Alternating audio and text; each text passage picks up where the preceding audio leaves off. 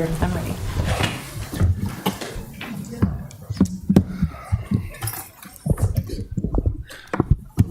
The time is 3:02 p.m. on Tuesday, August 12th, 2025. I'm calling to order the Board of Equalization. Today we have with us Commissioners Kelly Burmeister, Warren Mixon, and Klug, as well as Bonnie Moore, County Administrator, Kendra Kaler and Deb Hotellington, the Clerk and Register of Deeds Office, Jeff Mikesell, our Treasurer, Dan Pittman, Assessor, and Danny Wilson, County Engineer. If you would, please silence your cell phones and stand for the Pledge of Allegiance. I pledge allegiance to the flag of the United States of America and to the republic for which it stands, one nation, under God, indivisible, with liberty and justice for all. A copy of Nebraska Open Meetings Act is located on the north wall of the county boardroom. With that, I do want to open it up for public comment for the Board of Equalization. Is there anybody in the public that wishes to address the board before moving on to the rest of the agenda?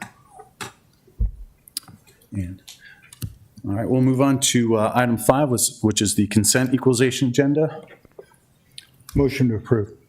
Second. Motion by Warren, second by Burmeister. Any further discussion? All in favor? Aye. Opposed? Ayes 5, nays none, motion carried. All right, moving on to our regular agenda, equalization agenda. 6.1 is rejection of homestead exemption, Form 458R, Joyce. Thank you. For Lot 15, Lakewood Village, Replat 7, Parcel 0115820045, protest. The applicant, would you like to come up and address the board? Yes. Thank you, sir. Please just state your name for the record. Thank you. Well, my name is Doug Zabillet, DougZbylut, and I'm the son of Joyce. And we're asking that she reconsider her homestead exemption. Back when she got the letter, she's 85 years old, ran into medical issues, and ended up, she misplaced the paperwork, kind of forgot about it. When she was notified that she was late on it, she started working with the VA on it, and the person there had a death in the family, so it kind of got in the letter a bit, but we turned in all the paperwork. So she's been a resident of the county for 65 years since her and my dad came here after his tour in the Navy, and living by Pawnee, then out on 64th and Capehart, and now at Fountain Hills. And this would really help her out, having that between medical bills and her fixed income, for you to reconsider that. Thank you. Appreciate you being here today. Any questions or comments from the board? So the board has kind of limited authority on these. We'd like to have more authority, but we have kind of limited authority on these extensions. One of the areas that we have authority is when a medical condition contributed to the reason for the filing being late. I think you said that that was the case, correct? We've found that the Department of Revenue has a certification form that they want, where they want a physician to certify that the medical condition was a certain thing and contributed. So I don't suppose anybody gave you that certification form, did they? No. Okay. Can we facilitate maybe getting Mr. Zabillet that certification form? Okay. I think what would be best here, just based on our experience of granting these extensions without that form and then having the Department of Revenue deny them once they go up to them, to give you the opportunity to see if you can get that form filled out by a physician, and maybe come back. And Annie, how long do we have to consider the request? Is there a time limit? The statute has that they will have to apply by June 30th of the year in which they become delinquent, so it would be next June 30th, 2026. Okay, so we have enough time here. Okay, so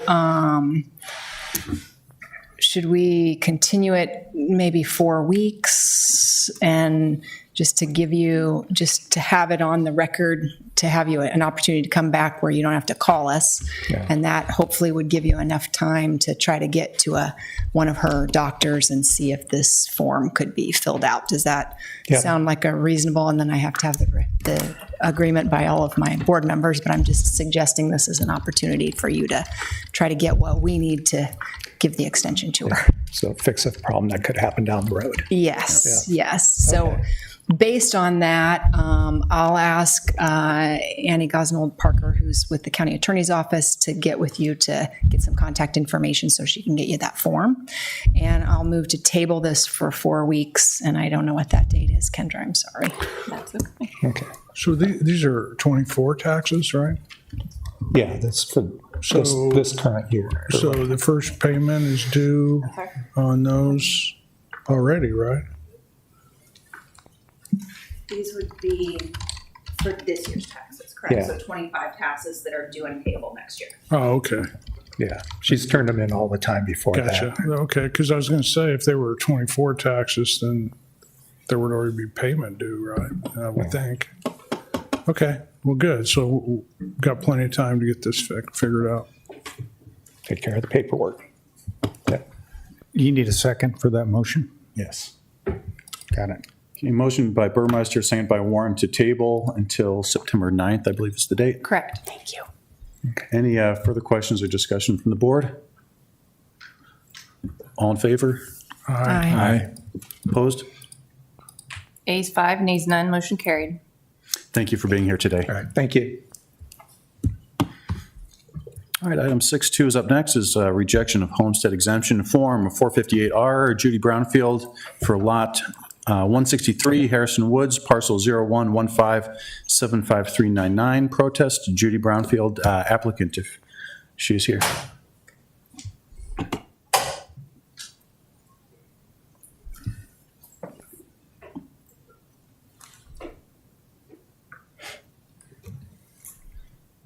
Welcome.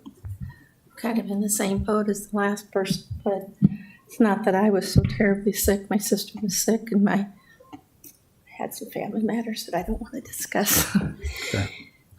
And it came, well, in the spring, I came in with my form, and I brought it to the assessor's office, and it was filled out. And the lady there told me that I had to go to the VA to get the letter, which I didn't have. She wouldn't take the form. So I went to the VA, and they said that they are getting late in getting the letters out. And I went back a couple of times, and I did get the letter by the end of June. I think might have been June 30th, but I don't know. Like I said, I had problems. But I took the information, the form, and the letter on August 3rd, I think it was. And the lady said, well, they don't do that with those forms. If I had it, they would have taken it. Well, they didn't take mine. I don't know. I didn't get her name, and I should have, but I didn't. And I have really no excuse other than the fact that the back burner. That's about it. So was there a medical issue that contributed to the delay of the time? Not necessarily. It was my sister was sick, and I had some family members that were in kind of a crisis. So everything was put on back burner, Sure. and it shouldn't have been, but it. Yeah, I understand that. I don't, Annie, do we have any leeway on these? Can the medical condition be of a family member or? I don't believe so, but I don't think it's specifically. I wouldn't say it was exactly medical, other than my sister, but my grandson was kind of in trouble, and my mind was not with the program. Okay. The state gives us very little leeway on allowing more time on these, even though I will tell you that this board often feels like we should have the authority to give more time. The area that they do give us leeway is if there's a medical condition that contributes. And It wasn't something that, I didn't go anywhere or do anything that month. I wasn't up to it. And like I said, my sister had some problems, but got it. was Yeah, I mean, those are completely legitimate reasons, by the way, to have been delayed in your I filing. didn't really realize it was supposed to be in by the 30th either, to be honest with you. I didn't really realize that until I took it in. Now, it was on the paperwork, but I didn't see it. Yeah, yeah. I wish we had more authority, even when we have voted to extend the time, when we haven't had the specific thing that the state wants from us, then what happens is it just goes up to the Department of Revenue and they deny it at that level. So it's not really helpful to folks under that scenario. So unfortunately, I'm not seeing from our legal counsel that we have any authority that would let us extend your time here, which is disappointing for certain. I don't know if anybody else has questions or. Any further questions from the board or a motion? Commissioner Well, Burmeister. Go ahead, go ahead, Bonnie. Would it be possible to just delay it for 4 weeks to see if there is something that qualifies under a medical condition? Yeah, I think that would be I think that's great. fair. I'll make a motion to be tabled for 4 weeks. Second, Come back the same date, September, whatever that September was. 9th. Night. but I'll second it. But before we vote, I have a couple comments I'd like to make, if you don't mind. If somebody comes before me as I sit on the Board of Equalization and asks for my approval or denial, I do have a choice. So I don't agree with the premise that I don't have the authority to decide that I should grant you an exemption because of a whole series of sequences or events that were beyond your control that precluded you from making a timely notification. And I'm going to vote like that every single time somebody comes up and asks me for that. Because the way it's set up right now, we have to almost go back and we reward people that can fabricate stories because it fits in the box. But we don't live in a world of black and white. We live in a world of gray. And the Board of Equalization is charged with making decisions that are in the best interests of the taxpayer and of the public. And I can make about 100 different rationalizations why granting you a homestead exemption would be a good idea. And I know I'd sleep a lot better at night, and you would too. And the fact that it doesn't, how do you think it gets down to the Department of Revenue? Somebody has to take it down there who wants to go against the recommendation of this board, who sit in judgment over whether we should take action or not. So it doesn't happen by happenstance, it happens by premeditation. And it doesn't have to happen that way. It just doesn't. And my whole point is why ask me the question if I can't grant the authority? So I think the whole system is just ridiculous. And I'm sorry that you have to kind of run through. Government is here to serve the people, not be a roadblock in front of them. And every time a case like this comes up, I feel like we're doing a disservice to you and everybody else that depends on the government for support and you know, what I would call thoughtful decisions. So I apologize that you had to come here today, and I apologize that you're going to have to come back in 4 weeks. But there's also another saying that says, and our administrator pointed out, if there's a will, there could be a way. So we'll see what we can do for you, okay? Thanks, Don. I would second Commissioner Kelly's comments. I apologize that you had to be here today, and hopefully you can find a resolution for you. We have a motion by Warren and a second by Kelly to table until September 9th. Any further discussion?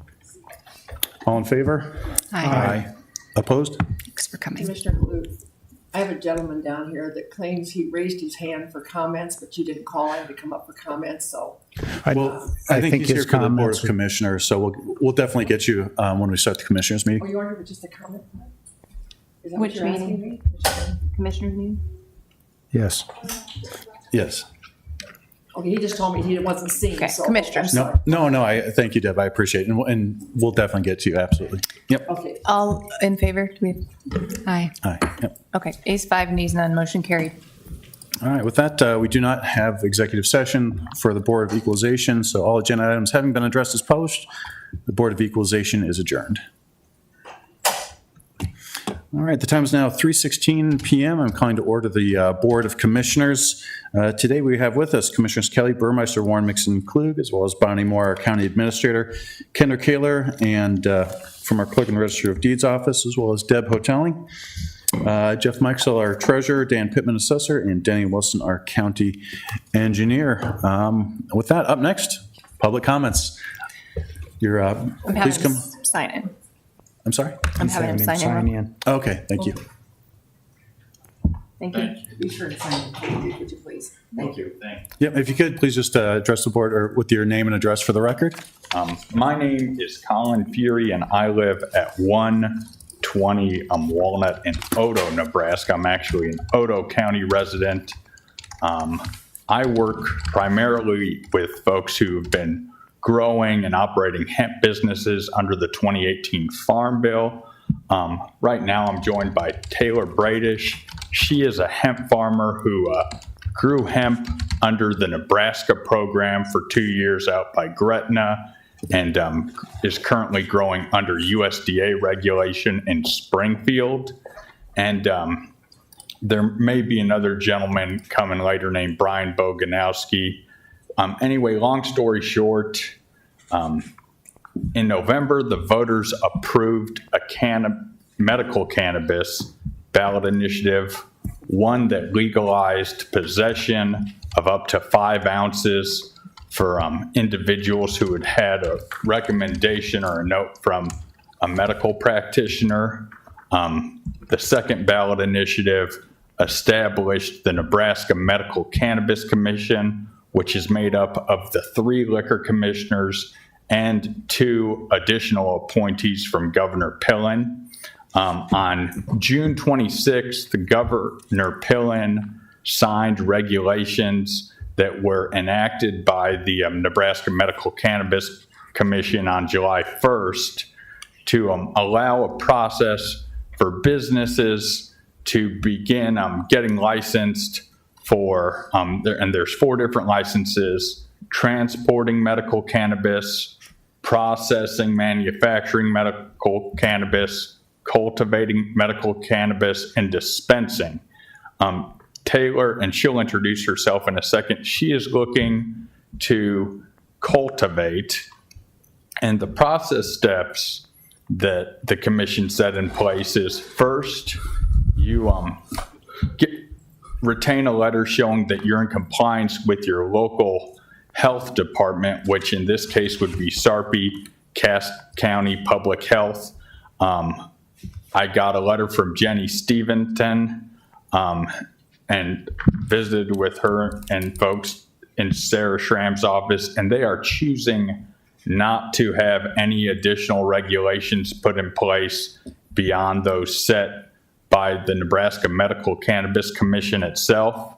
The second process step of the 3 process steps is you have to get a letter from either your local village, city council, or county commission showing that you are compliant with their regulations. Local municipalities do not have to set regulations, but they can choose to set their own regulations if they so choose.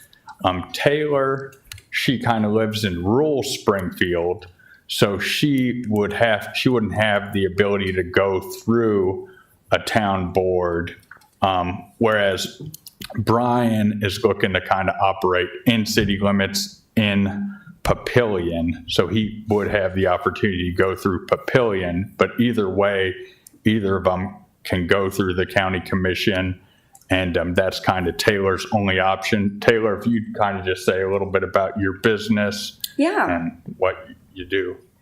My name's Taylor Bradish. I'm a former paramedic.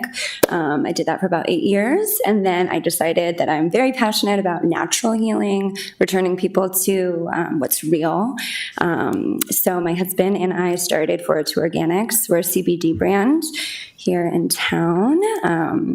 And yeah, I'm just here for your support and how to navigate your rules and regulations, because I really want to secure this license in Sarpy County. I can absolutely help a lot of people, and this is my passion. This is what I'm here to do. So thank you so much. Thank you. All right. This time is set up more or less just for us to receive information, so I do appreciate you coming. I think we're learning to navigate this as well. Yeah. And unfortunately, that's about the extent of what I know and can honestly say at the moment. But is there anything else, any other comments that you guys would like to make? I know you guys cannot comment. You can only receive, comment, and you need to confer with your legal counsel. But if there is just, in the coming weeks, if you guys can at least come up with a timeline on when you'll decide whether Sarpy County wants to get involved in this regulatory process, or whether you would just like to leave it up to the Nebraska Medical Cannabis Commission to regulate these types of businesses in Sarpy County, it would be appreciative. So, Thank you. thank you. Thank you.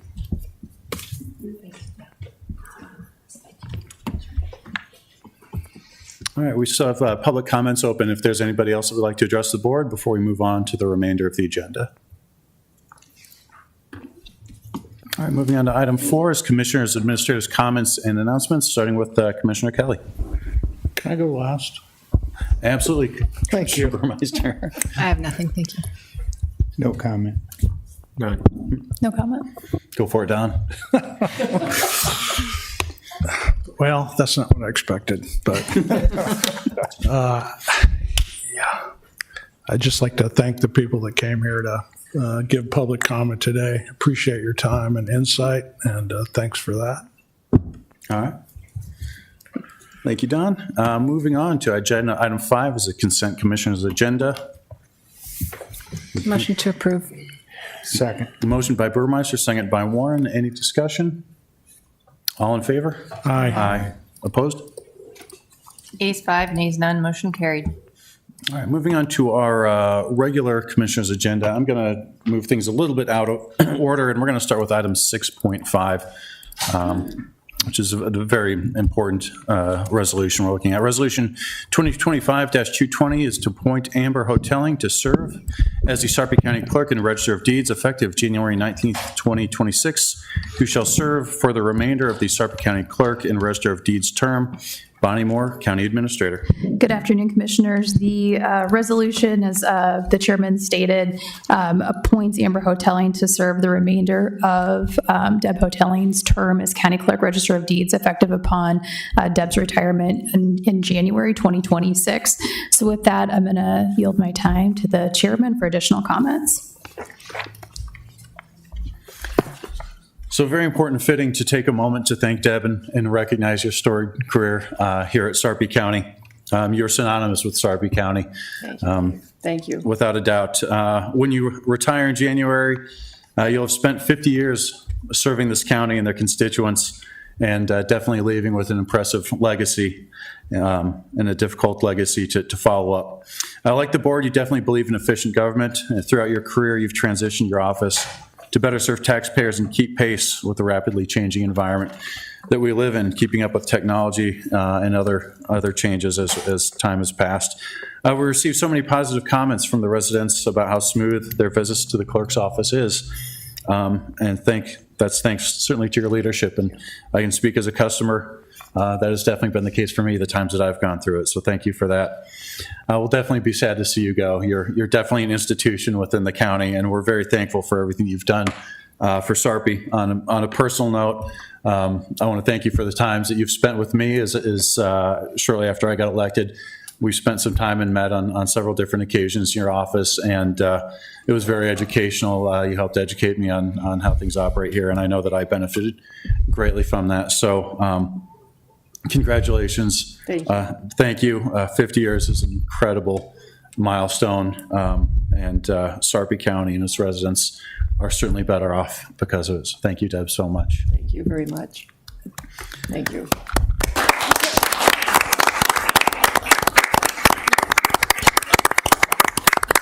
You kind of took away all the remarks I was going to give. But seriously, it has been an honor of a lifetime for me to be able to serve the county of Sarpy for 38 years as clerk and worked the other 12 years in the office before I took over clerk. So I think that appointing Amber is going to be a great way to go. I think she can build a lot on the foundation I've started. And that means a lot too, because I have put a lot of work into that office for the last few years. So again, it's been an honor and a privilege. I couldn't have asked for anything better. So thank all of you too for the support you've given me over the years. I really do appreciate it. Thank you. Thank you, Deb. All right, with that, I would entertain a motion. Motion to Well, approve. can I make the motion? Absolutely. Because I am the clerk's Oh, favorite. that's right, that's right. I am the clerk's favorite commissioner. yeah. So Yes, you are, I think it's Donna. appropriate that, Until I call you Don. no, I'll make the motion to approve Amber Hoteling as the heir apparent I'll second county that. clerk. Motion by Kelly, second by Warren. Any further discussion, comments from the board? All Are in you favor? still mad at me, Deb, for taking your insurance? Oh, honey, I forgot. I'm just really mad that you said living on a speech in the last volleyball game when you were mayor. That was, That's where I'm that mad was- at, Jim. That was hooked. You hooked us on that. No, Jim, you didn't make me mad. All right. I would like just to make a comment too that, this is not a formal farewell by any stretch. We'll plan something a little bit more appropriate to recognize Deb's 50 years as we close in on her final days. But man, 50 years, Dave, you summed that up. That's unbelievable. I mean, you get a buffalo at 5 years, so what do you get at 50? Like a whole herd of them? Or A really big buffalo. a whole herd of buffalo? You get 10 of them. No, Don, that's okay. That's okay. All right, we do have a motion and a second. All in favor? Aye. Opposed? Ayes 5, nays none, motion carried. All right, back to the beginning. Resolution 2025-218, award the low bid to Pink Grading, Inc. for the Buffalo Road Channel Bank Stabilization Project C77 14-15 in the amount of $2,353,639.65. Deputy Administrator Scott Bovick. Thank you, Commissioners. We received 12 bids on the Buffalo Road Creek Stabilization Project. The low bid was from Pink Grading in the amount of $2,353,639.65. As a note, the engineer's estimate for this project was $3.8 million. So this project with the 12 bids literally came in about $1.5 million under estimate. It's mostly a grading project, and we know that, in the current development environment, plus the fact that they get to work on this project over the winter months, it's a very attractive project. The map that you see shows how this creek has continued to erode closer and closer to Buffalo Road, threatening the road. Again, here's another look at the project location to address that channel. And then finally, I think this is really interesting to look at. This is actually the cross-section of existing to future. And so if you're looking at in this area, this is the existing roadway. There's the guardrail, and then the grade quickly drops off to this area. And then this dash line is the existing. What this project will entail will be filling this area and then grading and channelizing that creek so it'll avoid, approaching the road in that area. We won't have to realign or put a bend in the road, which can sometimes be, cause traffic issues. You'll remember that we partnered with the Papio, Missouri Natural Resource District. They do have a grant program for channel stabilization. The maximum they give to projects is $1.5 million. We got that maximum. So out of the 2.4 in construction plus the engineering, the NRD will contribute $1.5 million. Project will start this fall after the migratory bird period that needs to be complied with, and then should wrap up in the spring of 2026. Happy to answer any questions you have. Thank you, Scott. Any questions? Motion to approve. Second. Motion by Warren, second by Mixon. Any discussion? All in favor? Aye. Right. Aye. Opposed? Ayes 5, nays none, motion carried. All right, see up next, Resolution 2025-216, award the low bid to Graham Construction, Inc. for the Northwest Sarpy Road implementation, or improvements, Cornhusker Road, Project C77, 25 through 14-14, in the amount of $757,805.10. Once again, Scott Bovick. Thank you, Commissioners. Again, very good bids. 7 bids on this project, with the low bid from Graham Construction, who I know you've seen their name before on projects. The engineer's estimate on this project was $1,243,940, so we're about $500,000 under that estimate. We do have this project slated to be mostly constructed by the end of the year, 2 paved lanes with striping and signage so that it can be open. Because of other projects occurring in the area, it's critical that this be a detour. The other thing I want to remind the board about, as we've looked at these Northwest Sarpy improvements in this road network, this will be a 2-lane road, and as you can see on the north and south side of this, there's undeveloped property. So a 2-lane concrete road, when development occurs in this area, those developers will need to contribute the cost of 1 lane from each side back to the county. But this is good to get this put in place in this area. 216th and Cornhusker is a project that is just completed, so that area is open up as well. And then just the red road network is the different segments that we're working on over the next couple of years to improve the roads in that area. Then I'm happy to answer any questions you have. The Harrison Street paving, is that a different project or not part of this, or not going to happen? Or The Harrison Street project is underway. That's to improve Harrison Street from 216th Street, right in this area, all the way just past 225th Street. That project we're a partner on. Douglas County is actually the lead. We should have that as a red line on here showing it as well, but that project is underway. Phase 1 should be complete this year. Then the rest of it will be worked on in the spring. But 216th and Harrison is closed right now, and the contractor's on site. three lane? It will be 3-lane for a portion west of 216th Street. Then it'll transition down to 2 lanes to get to 225th Street. All right, thanks. And it's a partnership with Douglas County. I should also say a partnership with an SID to the north of Harrison Street in Douglas County. They're also contributing. Great, thanks. Motion to approve. Second. Motion by Warren, second by Kelly. Any further discussion? All in favor? Aye. Opposed? Ayes 5, nays none, motion carried. All right, now we have Resolution 6.3, Resolution 2025-195, set the salary for the Sarpy County Election Commissioner and Deputy Election Commissioner commencing January 1st, 2026. Don Kelly. Yeah, I'd like to make a motion to table this indefinitely to give us a little bit better opportunity to make sure we've got everything in line the way we want it. So don't have a date, but we'll determine it soon, and then we'll get it back on the agenda. Second. Cody, you got it? All right, motion to table by indefinitely by Commissioner Kelly, second by Burmeister. Any discussion?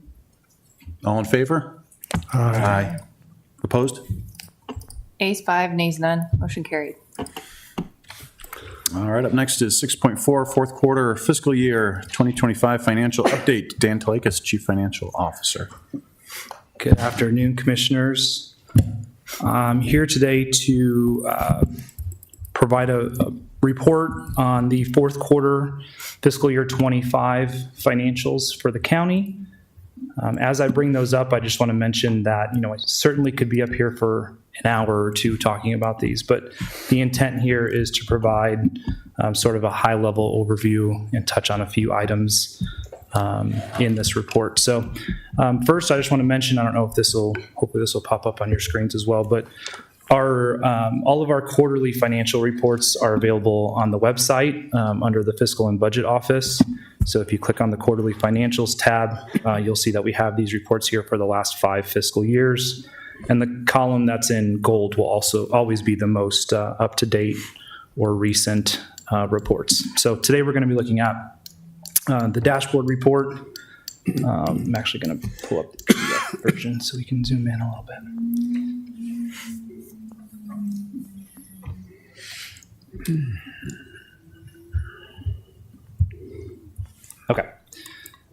So the dashboard report is 2 pages long. The first page talks about kind of our budget to actuals, and then the second page is kind of a comparison this year to the prior fiscal year.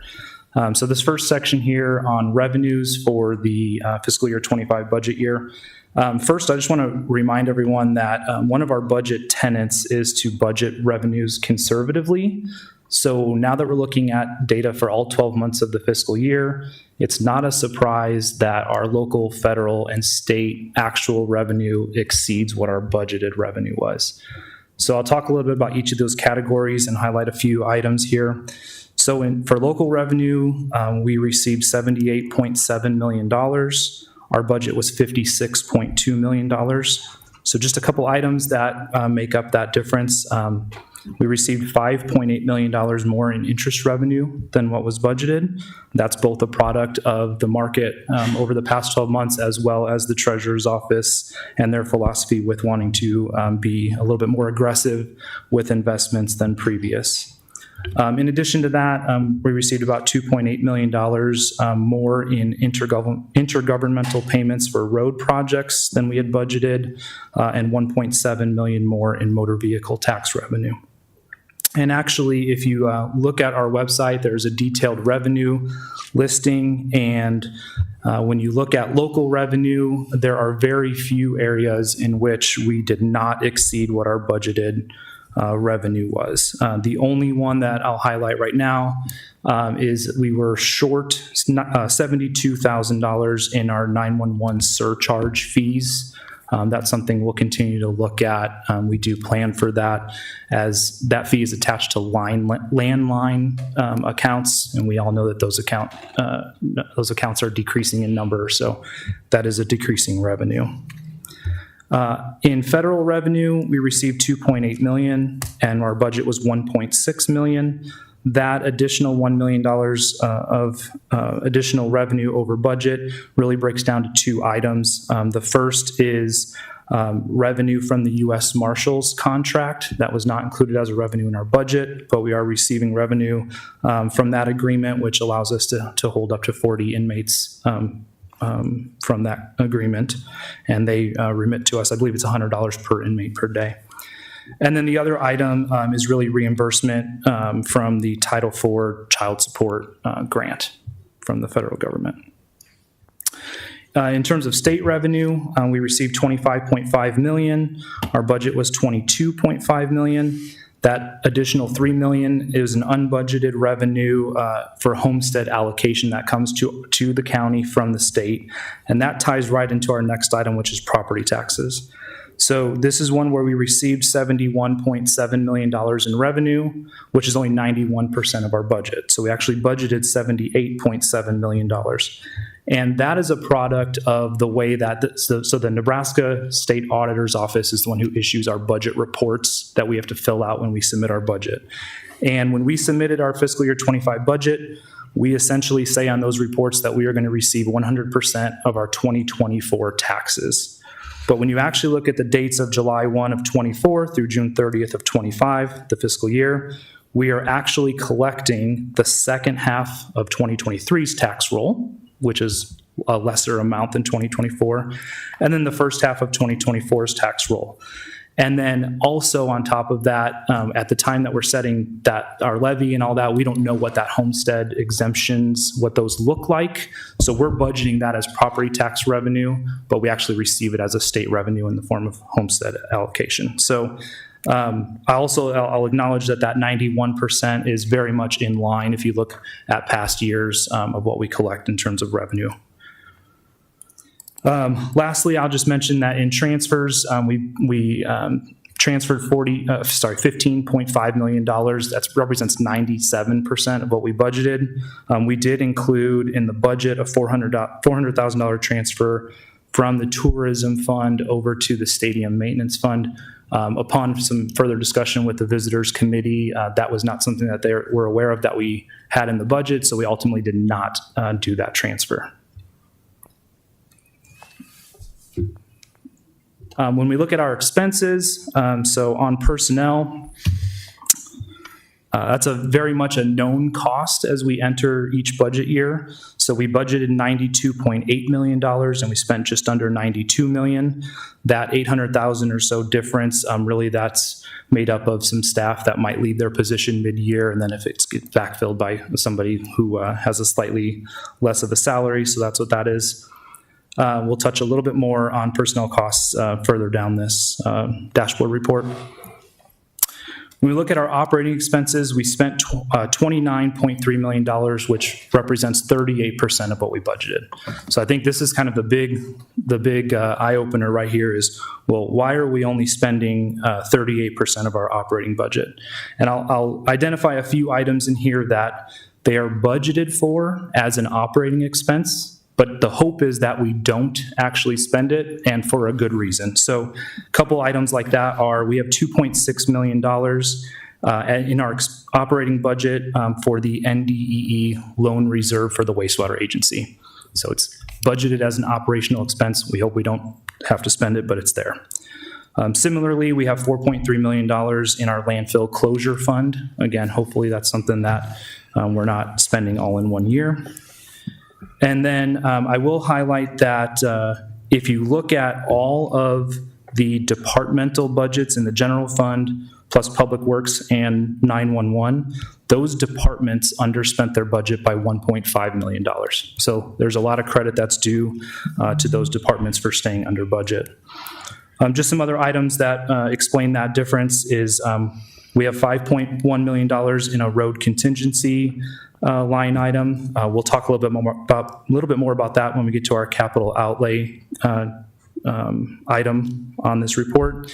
And then there are some other funds that have a balance that we don't anticipate spending every penny every year. So there's $1 million in tourism that's remaining.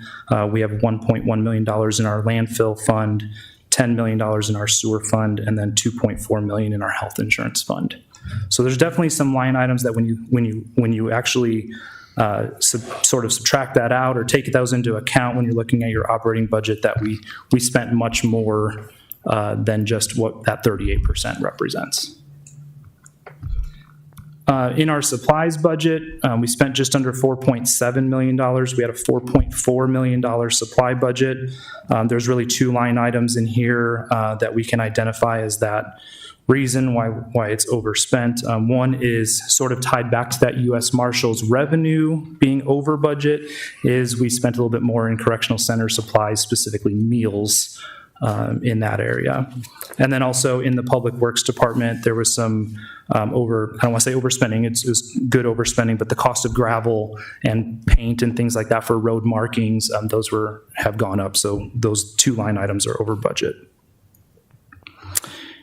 In rentals, we spent $483,000. That's representative of 137% of our budget, which was only $352,000. And that is accounted for in us taking on the probation lease for adult and juvenile probation over at 1410 Wall Street. That was an item that wasn't budgeted at the beginning of the budget year. In our capital outlay, we spent $38.4 million, and we had a $63.6 million budget in this line item, so we spent 60% of it. Really, that comes down to two things, which is the timing and the good bids that we received on road projects. So we underspent our road project capital outlay budget by almost $20 million. Some of those are carried forward into the next fiscal year, and some of that is just savings from those projects coming in under the engineer's estimate. And then similarly, when we look at the West Annex demolition, the jail demolition, and the parking replacement, that project really did not get underway before the end of the fiscal year. So it was unspent capital outlay that carries forward as cash and will be rebudgeted in fiscal year 26. In terms of debt, we spent 100% of our budget. Again, that's a really predictable line, so no issues there. Transfers, again, we see the 97%. That's reflective of us not performing that last $400,000 transfer from tourism over to the stadium fund. And then we have a $19 million cash reserve that we did not utilize in fiscal year 25. When we look at our personnel costs, just a little bit of a breakdown by general fund and the other funds. I will note that in the other fund line item, that includes our health insurance fund. That's considered a personnel cost, and we'll talk a little bit more about that further down this page as well. In terms of employment numbers, we were at 676 in June of 25 compared to 673 in June of 24, so very comparable. Not going to spend a whole lot of time on the cash snapshot, but we do have $112.3 million in cash that we'll be carrying forward to fiscal year 26. I've noted some of the reserves or the requirements that are included in some of those funds. And again, I'll just note that in Public Works and in the sinking fund, those are really tied to us not spending all of those capital outlay dollars that were budgeted. Therefore, they are still sitting in cash. And again, they'll be carried forward and rebudgeted in fiscal year 26. And when we look at the self-insured insurance fund very specifically, we're a year and a half into this self-insurance process. And when you look at our year-to-date numbers, both revenue and expenses as it relates to budget, they're really in line with what we anticipated. The employee and employer contributions are a little bit over budget, as well as the administrative fees on the expense side. That's just due to the enrollment numbers being a little bit different than what we had budgeted at the beginning of the year. And that last column on the right shows the lifetime of the self-insurance fund year to date, shows a $3.2 million cash balance, or almost $3.3 million cash balance. It does have, there's a note there that as of June 30th, we had $565,000 of claims activity that didn't actually get paid in the fiscal year. So if you account for that, we are really closer to about $2.6 million as a cash balance in that fund. And of that $2.6 million, about 1.4 of that was funded by the county at the startup of that self-insurance fund. So over the year and a half of the actual self-insured plan, we've actually added about 1.2 million to that fund. Any questions about page 1 of the dashboard report? Did you say that the numbers for the insurance, the number of employees who participated was different than what we? It was just, the budgeted numbers were slightly different on enrollment than what our actual enrollment numbers were. And then obviously throughout the years, there's people joining. Some people are switching from single plans to family plans. Those are all pretty difficult to anticipate, but we try to, and you can see we got pretty close, but. So not a significant Correct. difference. And on the self-insurance, self-insured, on those projections, anything significantly different than what we thought they would be? No, I think they align very well with what we thought we would see. And actually, as we look to the renewal this year, we'll have some more discussions with the board about kind of what that reserve looks like and where we are at in terms of appropriateness of a level of reserve. Thanks. The second page of the dashboard report shows a comparison of fiscal year 25 to fiscal year 24. I'm not going to spend a whole lot of time on line by line here. I'll note that local revenue, we saw a $14 million increase, which shows that our base for our revenue is really strong and continues to perform well. In terms of federal revenue, state revenue, property tax revenue, those are all pretty in line with what we see as a normal trend in those line items. With federal and state having slight increases, property tax we see a little bit of a percentage-wise, not a huge increase, but dollar-wise, a significant addition of new revenue year over year. On the expense side by category, again, I'll just point out the operating expense line. So we talked about that a lot on the last page, but that $29.3 million that we spent is really comparable to the $28.2 million that we spent the year before. So even though when you're looking at it as an actual to budget and you're seeing that we didn't spend nearly all of the budget that was provided or appropriated, when we compare it to last year, we spent 4% more than the prior year. In terms of a cash perspective, we have slightly more cash at the end of fiscal year 25 than we did at the end of the fiscal year 24. Really, we see a couple places where this is reflected as the general fund has about $10 million more than the prior year. Again, $6 million of that is attributable to additional interest that we received in the fiscal year that's carrying forward as cash. In the Public Works Fund, we see a significant decrease in cash of about $7 million. That is spending on those road projects that we've committed to. And then also with the, same story with ARPA funding, we're spending those dollars that we received. So we have a smaller cash balance by almost $4 million in that fund. And then it's a little hard to see on the zoomed in screen, but we've provided the debt snapshot. So as of the end of the fiscal year, we have $135 million in principal outstanding for governmental debt and another almost $19 million on stadium debt. We've provided when those next payments are due, final payoffs, and then those interest rates that we have are still really good to see. And the debt as a portion of the fiscal year 25 budget is about 4.5%, both principal and interest. And we'll update this for you as we look forward to the next year.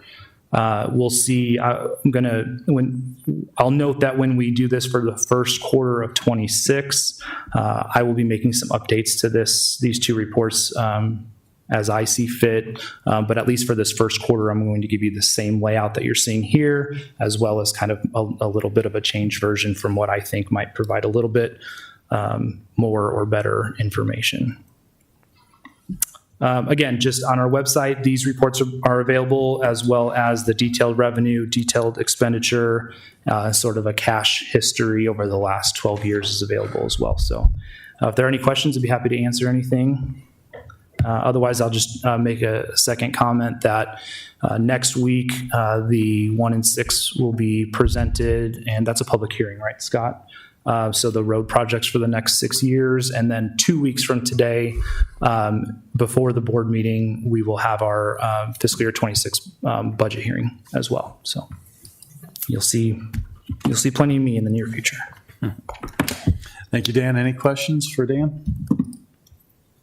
All right, appreciate your time and information as always. You take very complicated things and make it easy for us to understand. So really appreciate that. Thank you. I do want to touch briefly again on item 6.5. Obviously, it's sad to see Deb go, but Amber, we're thrilled to see you appointed to that position. Looking forward to working with you. And as I spent some time with Deb in her office, I look forward to doing the same with you, get your perspective on things in your department and in the county. And please do reach out to me at any point in time if you have any questions on things. Thank you. I'm looking forward to working with all of you. Excellent. And I'd like to just add that with my time to go, it's sad, as you all know, because I've been here so long, but she'll do a great job. We have no doubt. Thank you, Deb.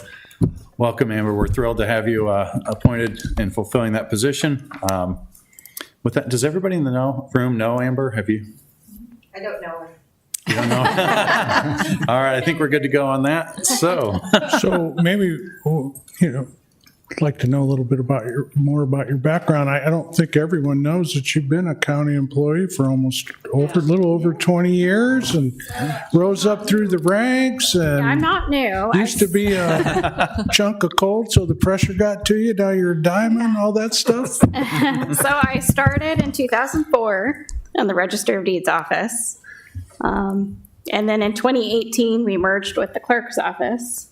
The Register of Deeds office did. So I served as, under Lloyd, I was a county recorder and accounting clerk. I was the operations manager, then chief deputy. Under Deb, I went back to the operations manager, continued to run the Register of Deeds office. And then just last May, I was promoted to chief deputy. So made a lot of improvements already in the last year. Yes, you have. So that's about it. Nothing too exciting. But thank you, everybody. And I'm looking forward to working with you so we can ensure that we're remaining reliable and responsive, but most importantly, focused on serving our citizens. So, and thank you, Bonnie, and your team for all your help. So that's about it. Thank you. Congratulations. Yay.